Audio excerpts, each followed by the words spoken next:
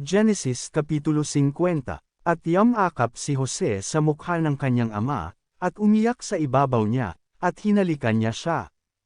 At iniutos ni Jose sa kanyang mga lingkod na manggagamot, na embalsamahin ang kanyang ama, at inembalsama ng mga manggagamot si Israel.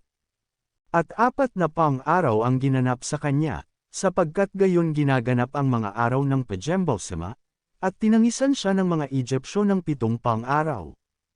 At nang makaraan ang mga araw ng pag-iyak sa kanya ay nagsalita si Jose sa sangbahayan ni Faraon, na sinasabi, "Kung ngayoy nakasumpong ako ng biyaya sa inyong mga mata ay salitain ninyo, isinasamo ko sa inyo, sa mga pakinig ni Faraon, na inyong sabihin. Pinanumpa ako ng ama ko, na sinasabi, narito, ako'y namamatay, sa libingan na aking hinukay sa akin sa lupain ng Canaan, ay doon mo ako ililibing.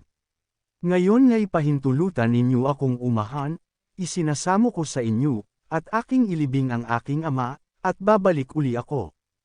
At sinabi ni Faraon, "Umahan ka, at ilibing mo ang iyong ama, ayon sa kanyang ipinasumpa sa iyo." At umahan si Jose upang ilibing ang kanyang ama, at kasama niyang umahan ang lahat ng lingkod ni Faraon, ang mga matanda sa kanyang sangbahayan, at ang lahat na matanda sa lupain ng Ehipto. At ang buong sangbahayan ni Jose, at ang kanyang mga kapatid, at ang sangbahayan ng kanyang ama, ang kanila lamang mga bata, at ang kanilang mga kawan, at ang kanilang bakahan, ang iniwan nila sa lupain ng Gosen. At umahong kasama niya ang mga kero at mga nangangabayo, at yao'y naging totoong malaking pulutong. At sila'y dumating sa giikan ni Atad, na nasa dako paroon ng Jordan, at do'y nanaghoy sila ng malakas at kapait-pait na panaghoy, at kanyang pinanangisan ang kanyang ama na 7 araw.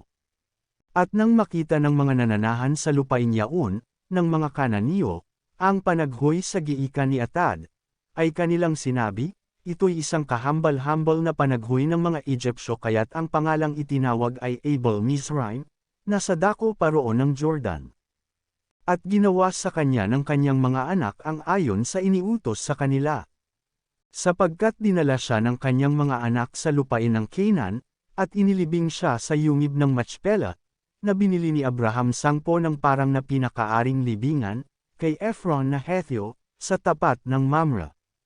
At bumalik si Jose sa Ehipto, siya, at ang kanyang mga kapatid, at ang lahat na umahong kasama niya sa paglilibing sa kanyang ama, pagkatapos na mailibing ang kanyang ama.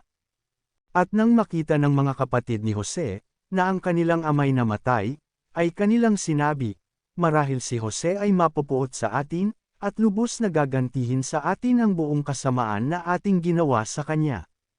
At ipinasabi nila kay Jose, iniutos ng iyong ama bago namatay, na sinasabi, ganito sasabihin ninyo kay Jose, ay patawad mo, isinasamo ko sa iyo ngayon, ang pagsalangsang ng iyong mga kapatid, at ang kanilang kasalanan, at ngayon, ay aming isinasamo sa iyo, na ay patawad mo ang mga pagsalangsang ng mga lingkod ng Diyos ng iyong ama.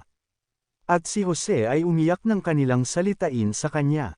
At naparoon ang kanyang mga kapatid naman at nagpatira pa sa harap niya, at kanilang sinabi, narito, kaming iyong mga lingkod.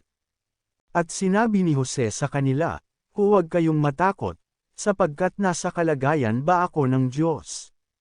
At tungkol sa inyo ay inyong ipinalagay na kasamaan laban sa akin, ngunit ipinalagay ng Diyos na kabutihan upang mangyari ang gaya sa araw na ito, na iligtas ang buhay ng maraming tao. Kaya nga huwag kayong matakot, aking pakakanin kayo at ang inyong mga bata. At kanyang inaliw sila at kanyang pinagsalitaan sila na may kagandahang loob. At si Jose ay tumahan sa Ehipto, siya at ang sangbahayan ng kanyang ama, at si Jose ay nabuhay na 110 taon. At nakita ni Jose ang mga anak ni Ephraim hanggang sa 3 salin ng lahi, ang mga anak man ni Makhir na anak ni Manases ay ipinanganak sa mga tuhod ni Jose. At sinabi ni Jose sa kanyang mga kapatid, ako'y namamatay, ngunit tunay na dadaawin kayo ng Diyos, at dadalhin kayo mula sa lupaing ito hanggang sa lupain na kanyang isinumpa kay Abraham, kay Isaac at kay Jacob.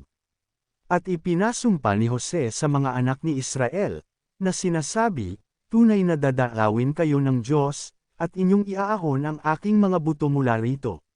Sa gayoy namatay si Jose na may 110 taon, at kanilang inimbalsamo siya, at siya'y inilagay sa isang kabaong sa Ehipto.